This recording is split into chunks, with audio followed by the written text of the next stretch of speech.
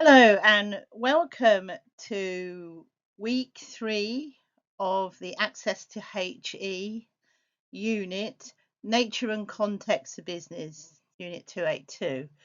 And this week we're going to be looking at the key structures, processes, and resources of the business. So, the objective that we're going to focus on in this tutorial is 3.1. Summarize the key structures, processes, and resources required by business. So you will be addressing this in your assignment. And as it said, it will just be a summary. So it will be an overview and you'll have to just work within a word count. So let's think about what is organizational structure. Well, it's the backbone of how everything works, how everything operates within your business. So all the procedures, all the sort of operating measures, all the workflows are all part of the organizational structure. And it's what determines everybody's place and their role in the business. So everybody has a role to play to to get to the end goal. So if you're a manufacturing organization, you will have a structure with step by step shows how you create your product, how you market it, and how you send it out into the world. So as long as there are clear structures, then no matter what level people are at in the organisation, they should know where they stand. They should know their place in the organisation.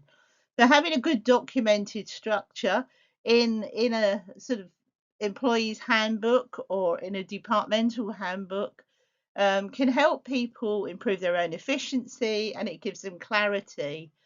Makes them feel sort of secure in their space, really. An organizational structure will become as small or as complicated as your business needs.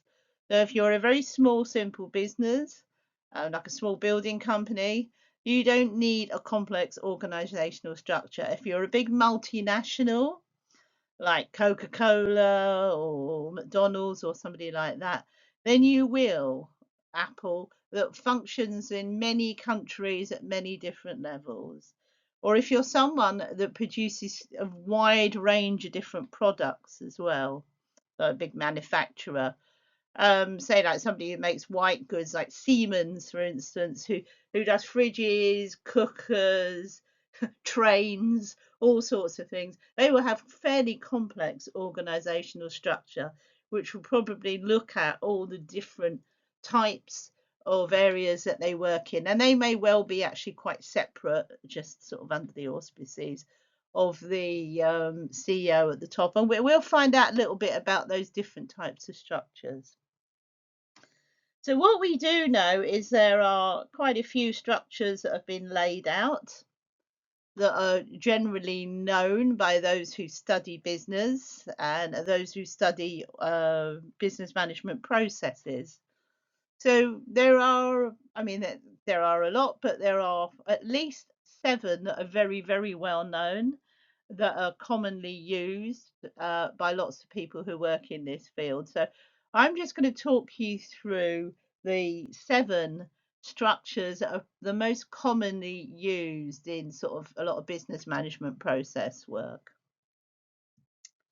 And the first one is known as the functional structure.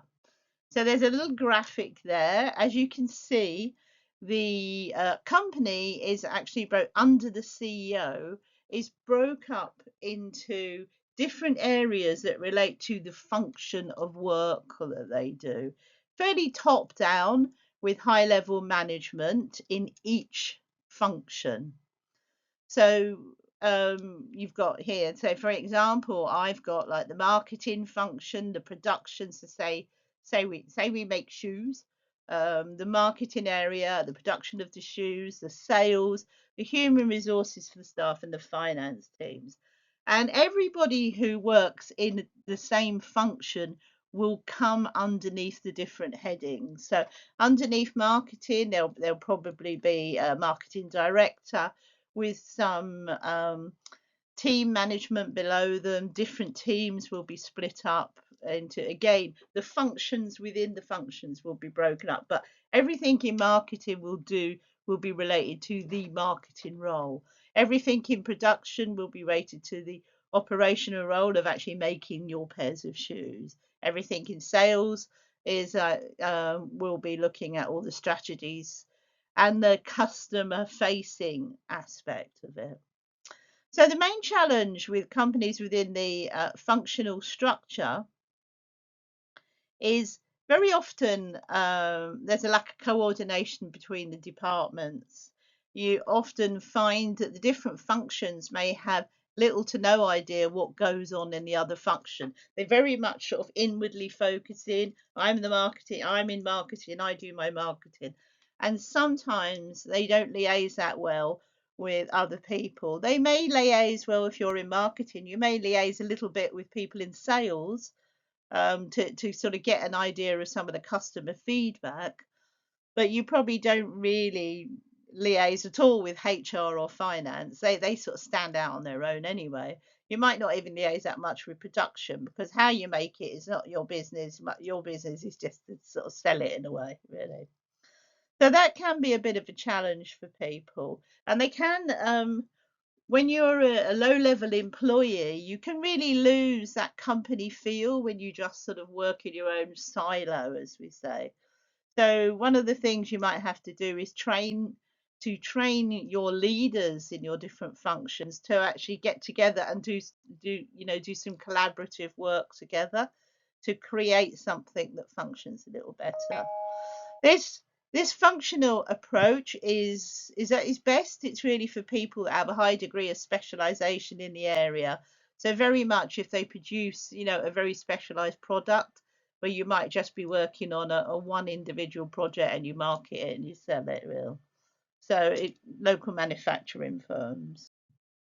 So let's look at each structure. I will give you the pros and cons for each one so that you could sort of think about those really. So pros and cons of a functional structure is it's scalable. It can get larger because you're working just all in, marketing, manufacturing. If your teams expand, you can deal with it really. You might have to change a few procedures, but because it's just marketing or I'm just in the sales department, well then we can grow as we need to. It can be very efficient because you've just got one direction and you've only got your head down and thinking about that. It gives people very clear and specific goals. You're not really picking up goals from the other teams that you don't really understand or not quite sure how to do. It enables you to sort of focus and use your own special skills pretty much all the time throughout your job. The sort of negative side of it is, as I said, it builds silos. When I say silos, I mean a big container where people are shut in and don't really get out. It leads to poor cross-departmental communication, and some departments will probably never talk to each other really if you don't need to, unless you have a HR issue and then you go to them.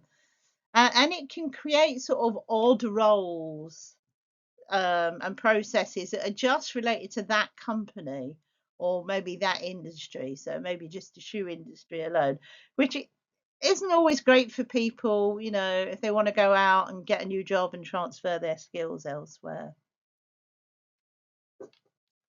Okay. So the next one we're going to look at is divisional. The divisional structure, company is divided into different business units and they have complete control of their budget and at all levels of what they're doing. So you could say they're almost like a small company within a company. So each division probably has its own little marketing, sales, product, and IT teams. Now this is going to be very much a large organisation. So the divisions tend to often be regional. So they'll be based in different areas, and so it's generally a very large enterprise, and it could be multi-product as well.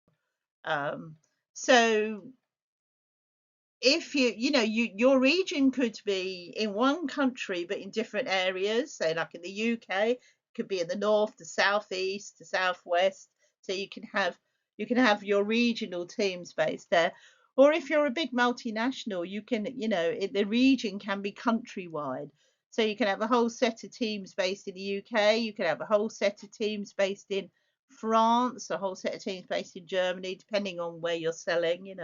A set of teams based in the US, a set of teams based in Canada, those sorts of things. So an example of companies who use a divisional structure are big companies like Disney, McDonald's, and they really can't help but split things up into a regional way, really, because they're working very often in different countries. The market is quite different, or there are differing needs, and they do tend to respond to that. So the sort of movies Disney push, say, in the Far East, are very different, or can be quite different, to the movies that maybe they push in Europe and the UK. So they can have different contexts. Some of them they may not even launch in other countries because they feel that there's not enough interest. So they tend to know their countries quite well. But you've got someone like Disney who's been around since the 1930s, 40s. So it's a substantial brand. They know their markets very, very well. And these smaller groups, they're relatively independent. So if something went wrong in a market in one region, the company could probably keep going as long as it had good work going on in some of the other regions. So each legion will have some sort of VP or directorship that will relate to the CEO, and they will probably be but they'll probably be the only ones who actually get together. And you'll probably find within the region they don't really get together with their opposite numbers in other regions. Maybe if the company sort of organises projects like that. But it does tend to mean that the culture is very much dictated by that top management scale. Um, but some regions can maybe do things slightly differently to others as well. Now that could be a good thing or that could be a problem. There are a few different factors, really. As I said, there can be difference in markets and by customer type as well. As an example, Walmart, the big American company that started off being a chemist but now sells everything, they actually separate its internal business by different departments because they've got so many departments. And they have, like children's toys, pharmaceuticals, clothing, food and beverages. So they actually operate in that way as a region, really. Some sort of industry based ones will look at what areas they're working in. So there's IT companies that say they might work in the education department, in education area, and then they might work in sort of professional companies. So they might have two different regions. One of them will work with businesses, and the other one will work with schools and colleges, things like that.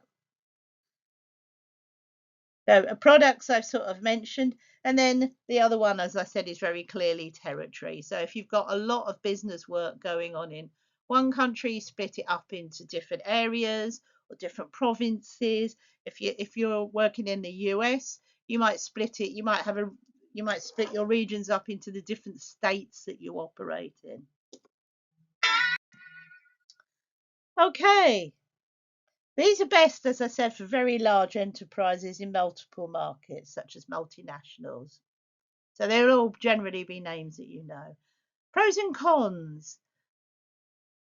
The the good points of a divisional organizational structure is that you tend to understand your market, and you tend to understand the market within your region, and you spend a lot of time and energy getting to know your market. So as I said, what if you're Disney, you know what films to push in Southeast Asia, and you know what films to push in Europe, really. And some of them they may offend people in other countries, so you don't even release them. So there's a lot of knowledge required and a lot of understanding, mainly because you probably get a lot of staff from the areas, from the regions. It promotes flexibility. It means within your area you can do, you can respond to differing needs, or you can make different products for that area. You can be, because you're regional, responses can be a little bit faster, changes can be made faster than something that's just got a national view. And teams can be fairly autonomous. Once they really know their region, they can get on with it and they can experiment. They can try out a few different ideas, and you can say, oh well, they're piloting that in that region. We'll see how it goes, and if it goes well, we might roll it out to other regions. So it's quite useful for that, really, and you can test out different strategies. Some of the negative side of it is there can be a bit of duplication. So you've got a lot of staff doing the same job, because they might have their own HR department, their own finance teams. So instead of bringing it all together, and which means you could have less staff, the divisional structure means you've got a lot of repetitive roles that are repeated. Can also work in silos because you only know about your own region, so you can't really predict what happens in another region, not unless you find a way of actually getting together and talking about some of those things. Poor documentation can get a bit sloppy because it's just, this is the way we do it in the south here. And you might find that you can sort of move off from standards really because it becomes fairly insular. Departments can compete against each other, or regions can compete against each other. Now that, some might say that can be a good thing, some might say it can be a bad thing. They might get so tied up with, beating the guys over there that they're actually lost touch with the actual quality of the product that they're serving. A lack of hierarchy understanding. Because you just work in your own region, you don't know, really about the senior management team across the board. You don't know about the sort of skills that are there. So you don't know where to go because you just go to the head of your region, really. So you might be very much out of touch with, what the CEO's vision is and that sort of thing, because you just rely on what the person in your area tells you. So that's divisional. Okay, matrix. You may have heard of matrix. Comes up a bit. Matrix is a little bit more complex. So within a matrix organization, team members often report to several managers at once. Now, you can think of why on earth would you want to do that? I mean, that's just asking for trouble. But it isn't in a way. Having multiple supervisors means that people can work wide across the company. They can do more interactive things. So what you might find is you might be taken on board to work in a specific function, but you might be involved in projects across the company where you work with other people from other functions. So if you have a look at my graphic here, you've got the CEO at the top, and just for this example, you've got your business manager, your development manager, and quality assurance. And they've got the same sort of people. So in the business manager, you'll have business analysts, say, as part of their role, financial analysts. In the development manager, they'll have researchers, developers. And in the quality assurance, they'll have the staff who actually create the product, and they'll have the testers who do the quality assurance. So what will happen in a matrix is you will have project teams working on different areas, which will go across the board. So they'll take, one analyst, one developer, one tester, because they need that cross-party sort of idea. So while functional managers can help to solve some of the job-specific issues, project managers can actually bring in other skills really. So each of these people are functional, and you will have a project head whose role is to project manage. So again, this is probably a fairly large organization that can do these things. And what they can benefit from it is that mix of skills working on a specific. So instead of just getting the business view of it, you might get the development or the researcher's view of it, the quality person's view of it, say, just for example. So if you go after a matrix structure, one of the things you'll need to find a way is to avoid the confusion for the team members about authority, like who do they speak to for what? That's where they can get a bit mixed up.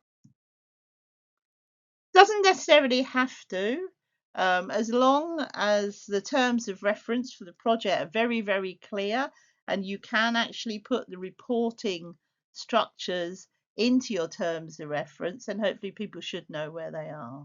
So what are the good points about it? It's very flexible.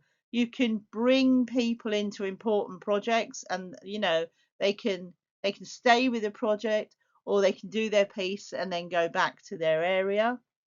You can empower employees to really build some of their skills, uh, take on other skills, use transferable skills.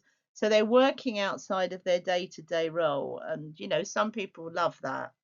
Some people might find that quite stressful as well. So that bears thinking about. If you're working in a project team, you tend to deliver things a lot quicker than if you're just a project manager who has to go to the different departments all the time, ask them to do one thing and then wait till they've done it, and then go to the next lot and wait till they've done it. So, you deliver your project a lot quicker. And it's actually a much more dynamic view of the organization where people are more interchangeable. It can increase job satisfaction as well for a lot of people. Some of the cons, there can be conflicts between leaders and project managers. So very often my experience of those sort of conflicts is really about people's time. So a project manager saying, I need Fred this afternoon to come and work, to come to a project meeting about this, that, and the other. And their department manager will say, well, I've got a deadline on a piece of work I've got Fred to do, and I need him this afternoon. So that can be a problem. Again, it can be dealt with if you work through very clear project planning, but every now and then, so my experience in project management, you often bat up against the clash where people say they don't actually want to let somebody go, they need them now. The confusion of authority can be a problem for the team worker, but again, that can be, in as I said, in terms of reference, that can actually make things quite clear. So if the issue you raise is in this area, you go to this guy. The issue is raised in that area, you go to that guy. But there'll always be something that you haven't thought of that might leave someone be like, who do I speak to about this? And for some people, frequency of change can cause them fatigue. It can be quite stressful for them. As I said, for everybody who finds it exciting and exhilarating to work in a project team, doing something slightly out of their comfort zone, there'll be someone who finds it incredibly stressful. And you have to think about that, whether you're putting them, if you're putting that guy through to the project team. It really depends. If you've just got one person in a team that's very up for it, they'll end up doing all the projects all year and they'll hardly ever do their own job. So, and if the others can sort of shy away from it, it's quite difficult. So it gives the manager quite a lot to think about, really. And if people get stressed, then you'll get resistance to doing not only your project work, but they might start, getting resentful about doing their routine work as well. What is this best for? Organizations that need to balance the benefits of the functional and the divisional one. So there can often be mid-sized or large organizations um, who do a lot of projects. Now, Some organizations will hardly ever do a project. So, the matrix system is really going to be relevant for them. But if you're a project-based company, so like a consulting firm or a building firm, or somebody like that, then the matrix system is probably quite good for you. Okay, the team-based. Team-based structure. It focuses generally on delivering just one product or services, so they can be smaller, and they can solve problems without bringing in other people. So the whole team is focused generally from start to finish on your product or producing your service. All team members are responsible for managing their own workload, and as a team, they have full control over the project. So no one else comes in, and they generally report to a senior manager. So here, if you look at my graphic, we've got the CEO. He's got a whole load of project managers. He's got Sam. He's got Adam, Sally, and then underneath them, they've just got a variety of project staff, and they all work on projects. So team-based organizations they don't really have a very formal hierarchy. They tend to be quite flexible. So if, say, Adam's team have a lot of projects on and Sam's have got just maybe a couple of two long-term projects, then maybe one of the staff might go and work for Adam for a bit, or if Adam's in need of a special skill. So very often, team-based organization would be something like a construction company where you're working on, like building houses, building corporate offices, redoing things, doing remedial work, those sort of things. But they can actually be global manufacturers as well, really. So it's really for companies that prioritize lots of flexibility and lots of innovation.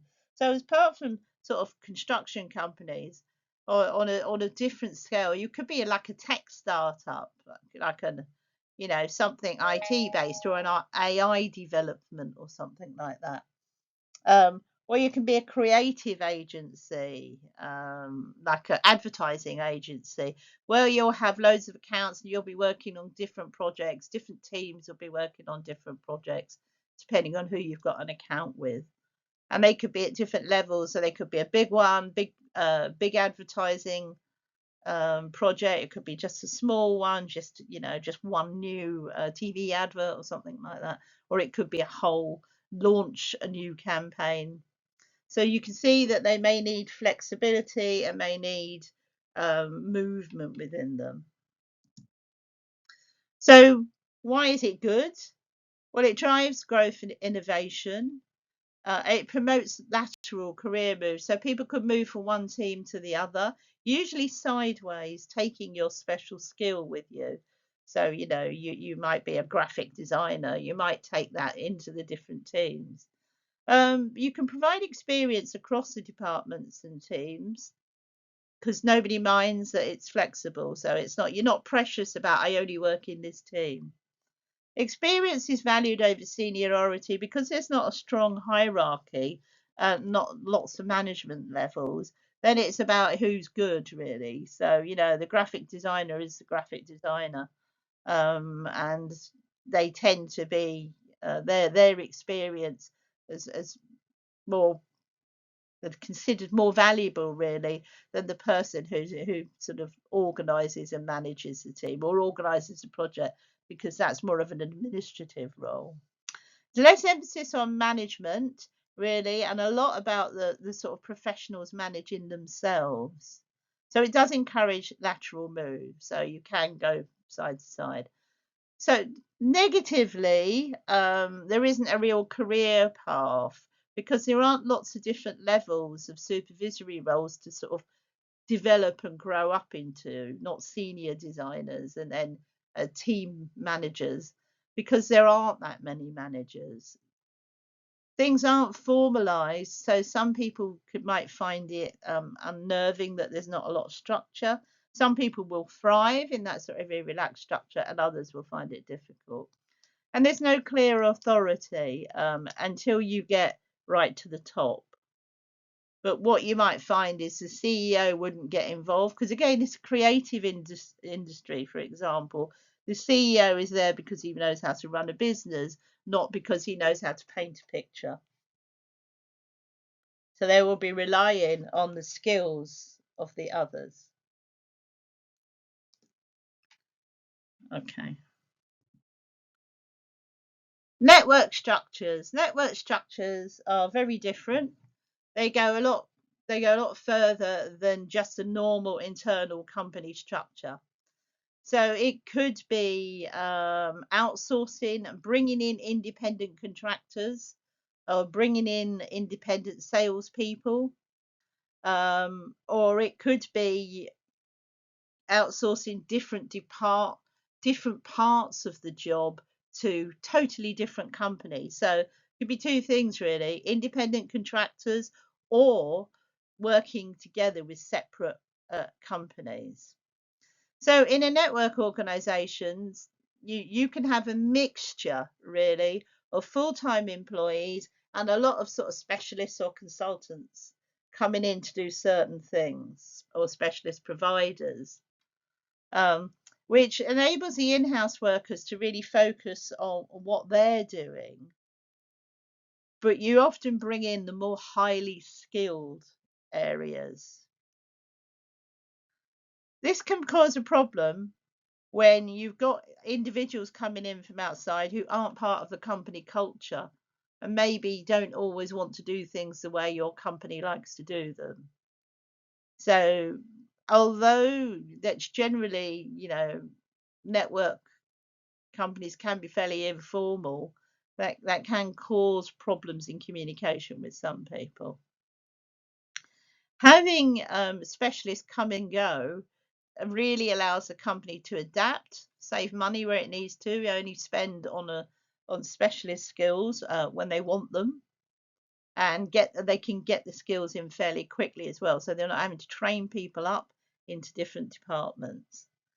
If you go the whole hog and have a look at my graphic, you've got a sort of core company here, and this core company has got, all its accounts and invoicing is done in the US. I don't know where this core company is based. They could be in the US as well. The manufacturing is outsourced to a company in Asia. Maybe we're making laptops. So the transportation comes via Korea. So maybe your laptops are made in Taiwan and then they're transported via Korea back to you in the US. The laptop might be designed by a company in Canada, and then it's sent out by a company in Europe because all your customers are in France, Germany, the UK. Now that's an extreme version of it, but that does happen, especially nowadays in the time of globalization. If you're not sure what globalization is, try and do a little piece of research on it. It's very important for you to understand that modern business techniques are as a result of globalization. So things aren't really kept in country anymore. There's a lot of toing and froing from countries outside. Although America is starting to look differently, but we won't get into the politics of that. Okay, what is it good for then? It's companies that can outsource different business functions and are happy to rely on external partners. So they often companies that have extensive supply chains, say like car manufacturing companies or clothes manufacturing companies, and obviously things like franchises. So McDonald's, as a franchise, will send all the different bits and send all the training manuals, but they'll all come from different places, really, to that one little franchisee, say in somewhere in London. So these companies tend to focus on very core competencies. They might have their own marketing department, finance department, or customer satisfaction department, but all the rest of it will be outsourced, possibly. So, pros and cons of that, really. Let's have a think. Well, there's a lot of agility and flexibility. If some of your specialist workers aren't working well for you, you can get rid of them, get some others, no issues because you're bringing them in. Breaks down silos, no really issues about people working on their own because they're always having people come and go. So they get very used to it. So it means that people are used to collaborative working. Because as I said, you'll have specialists come in and they'll be fairly relaxed about that. So they'll be quite used to it. So it can create some good work related relationships. You can get a better understanding of the industry because you've got people coming from outside telling you, bringing in up to date ideas, bringing in maybe new research, new thoughts, new ideas, which can be quite valuable. Those who do work in your main hub will be quite specialised, highly specialised, and you will probably train your own people to do that in the hub. The negative sides of it is it can be very complex and convoluted. Things can go wrong, and you don't have that much way of getting back about it. So if your specialist contractors come in and make a mess of what they're doing, it may be somebody that you've not used before, then you have to unravel that and deal with it. And it'll, there's the main organization will obviously always end up being responsible to their customers for it. So if your supply chain gets messed up because your stuff's traveling all the way from Asia, something happens, um, the weather can't get the boats round, or the Panama Canal gets glued up again. Those sorts of things, it means that you can have delays, and you are the one who's responsible. They are not responsible. You are always responsible to your client.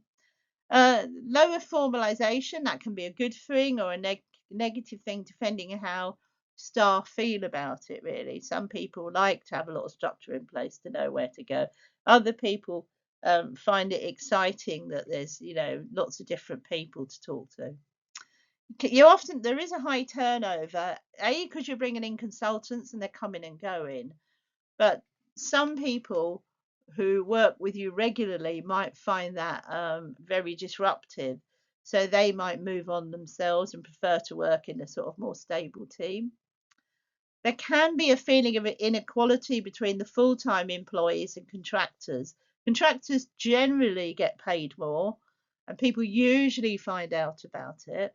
Or the full-time employees could be resentful of contractors, or they could say, well, we have access to sort of things. I've got my own desk here, and as you're a contractor, you just have to fit in somewhere. So there can be some sort of discrimination both ways, really. And with these sort of networks, it's difficult to know who has the final approval, because who employs a contractor could be just your HR department. So have they got a manager? Is there someone that actually signs off what they were? Again, if you put good procedures in place for the contractors, that can be dealt with. But if you don't, it can be a bit of an issue. Okay, the hierarchical structure. This is really the most common type of organizational structure, and this is, any decent size um, organization, anyone who's worked in a few different places will have some experience of the hierarchical structure. If you look at the pyramid that I've put there for you, it's pretty standard. CEO at the top goes down, and as it goes down, it gets larger. So it's CEO at the top, generally a single person. Directors, here I've got 3 or 4. Middle managers, more of them. Supervisors, more of them. And then the line workers, lots more of them. So it's always that sort of standard pyramid shape. Always look for that. And it has a very direct chain of command. So from the CEO to the directors. So a vision, goals, organizational goals will be set at that top level between the CEO and directors. And then it will be passed down and passed down and passed down to the line workers. On one hand, this is a very clear structure. You know where the power is. You know where the decision making process is. You know who's got to sign what off to let it happen. So it is very clear for organizations. There are clear career paths for people to aspire to. It tends to reduce conflicts because you always know where to go, really. It does leave very little place for challenging authority, which sometimes could be a good thing if you want an organization to work smoothly. But on the other hand, it does take a lot of power away from the people at the bottom, as you can imagine. Some of the negatives about it is it can slow down decision making process. And a bad leader, a bad CEO can actually destroy a whole organization, no matter how good the structure is. The sort of people who would use a hierarchy like this is traditional stable organizations with clear authority lines. So, like big corporations, lots of government agencies, even the NHS, military organizations, really. They like to have very clear lines of authority. The good points about it is obvious chain of command, as I said, and a very clearly defined reporting structure. Good career path growth, and it can build skills and specialities. Departments and teams have a sort of we're in it together idea. They can do. Or if they're right at the bottom, they can just think, well, we're here and everybody else tells us what to do. Negative side of it, there's often a lot of bureaucracy, a lot of paper, a lot of things to get signed off, and a lot of meetings. And that slows down flexibility, slows down innovation, slows down the chance of reacting to change quickly. In fact, this system is quite resistant to change because it's got to go through so many managers' approvals, really. Employees tend to focus on departmental goals, but they will focus on it at their level, going up to their supervisors and managers. They don't always think maybe in a wider scale what's important for the company. They'll just think about the goals that have been passed down to them because they work in their own area. And a lot of people at the bottom of the structure obviously feel they have no impact on the top of the structure anyway. So that's another reason why they don't really think about the wider goals of the organization or the higher level goals of the organization. They also, it's very difficult for people to challenge authority because you've got your immediate line manager. And if you're dissatisfied with the response of your immediate line manager, you need to go to their line manager and so on and so forth. And obviously they will talk, the two managers will talk to each other, and it's quite hard for you to get the next one up manager sort of on your side if you've had a falling out with your immediate supervisor. Some of them do it very well and some of them don't.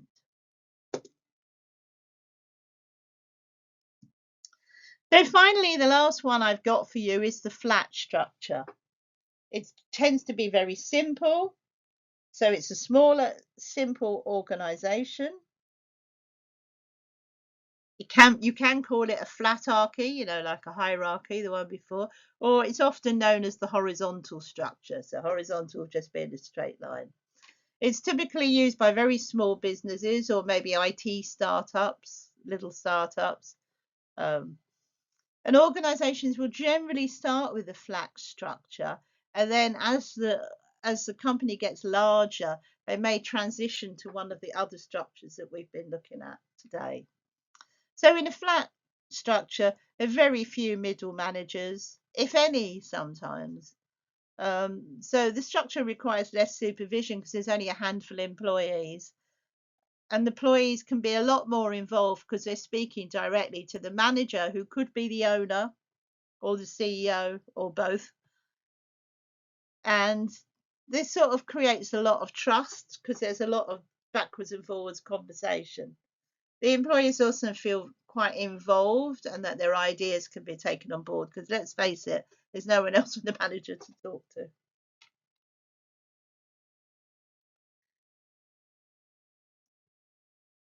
So what are the pros of it? More responsibility for the employees, which is a good thing, or it can be a good thing. Some people might not want it though. Then they might say, oh dear, I want to go somewhere I've got more of a line manager. Open communication, you can usually talk to the business owner. Clear path of approval. Change and improvement happens fast because there's only a handful of you, so you should be able to respond to things quite quickly. And if you do need to change one of your procedures, you should be able to do it quite quickly. One of the cons is it's very hard to scale up. Once you get to a certain size, that flat structure doesn't work enough. You need somebody in between to do some of you end up having someone who has to do some of the routine management work. The person up the top cannot split themselves that far up that far. It can lead to confusion as there isn't a supervisor, and as I said, some people don't like it because the owner, CEO, whatever you want to call them, might often not always be available, and some people have to just get on with things and make decisions, and some people won't do that. They'll have to wait until they get an approval. So, as I said, it relies on one person to be the decision maker, which is great as long as they're accessible. You could say there's a lack of specialization because people have to cover each other. So you end up the owner might end up getting people with sort of more general skills than they might not be able to afford people with just one specialization. Think of a sort of small building company, really.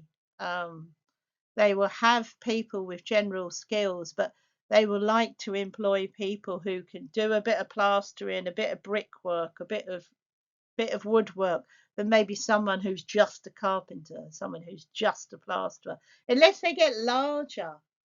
And once they get larger and take on a lot more contracts, they say, okay, well, now we just need a plasterer to go and do that, do that house that week and that building that day, that bedroom that day. So it works well. And eventually, as I said, it becomes too difficult for the man at the top, the woman at the top, to manage everybody, and they'll end up having to put someone in the middle. So those are the main business structures. You just need to make yourself familiar with them, really, and do a summary of them. I will talk through the assignment when we get to the end, so I will just remind you of everything you'll need to focus on. So now we're going to quick look at business processes. And the key business processes are things like marketing, sales, operations management, finance, human resources, customer services, and continuous improvement. And some of the essential resources for a business include employees, so human capital. They are resources just as much as having enough wood or having enough, leather to make shoes. You need to have enough staff to make your product. Physical infrastructure, your assets, your buildings, your offices, your workshops, your operating floor, and all the things that are in it, all the equipment and such like. So you've got the office equipment, but you've got the manufacturing equipment down on the factory floor as well. Financial capital, how much have you got in savings? How much have you made in profits? Do you have business loans? Those sorts of things. Information systems, what does your IT cover? Is it just your human resource system? Does it cover all your processes? Have you got a customer relations system as part of your IT? All of them are necessary to operate and achieve business goals effectively. So if you're summarizing what the key processes are, just think about how you actually split the organization up. So again, if you look at the top one, say I'm a shoe company, again, you need marketing, you need sales, You need people in operations to actually make the shoes. And then you need the normal teams that nearly every organization has, like the finance, the human resources, customer service, and people who manage the quality. Okay. So think about those and you won't have forgotten anything. Let's have a quick look through the marketing. What does marketing do? They promote the products or services to get the customers, really. So that's your advertising, that's your TV ads, your magazine ads, your flyers, your social media, really. What are you doing to promote your product? Sales. This is the actual people who are selling the product. So again, if we are if we are that little shoe company making fine Italian shoes, then it's your shop assistants. It's the people who are selling it. Do we sell online? Who's managing our online website? Do do we sell through just little shops? Then that's your sales assistant who are actually providing the direct service. They are generating revenue. They say, every pair of shoes they sell generates revenue. Operations management, the teams who actually create the product. So again, looking at our little shoe company, we've got a workshop somewhere in Italy where our beautiful leather shoes are made. So all that sort of work that's there. How do they, what is the making process? Working with suppliers and the distribution processes. How do we get them out to the shops? So from the leather coming in to the making to the getting it out to the shop. And then we have our finance teams. They really manage all the funds, manage the accounts, managing the banks. They manage the budgeting and tracking financial performance. And they will create reports regularly for management who can discuss and see if they need to make any changes. They'll also be managing bank loans and looking at profits as well and forecasting profits.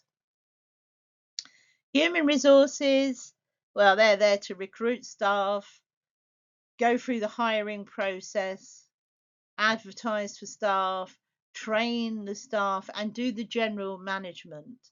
Now, managers will do the day to day management, but human resources will be there behind them and to manage within legislation.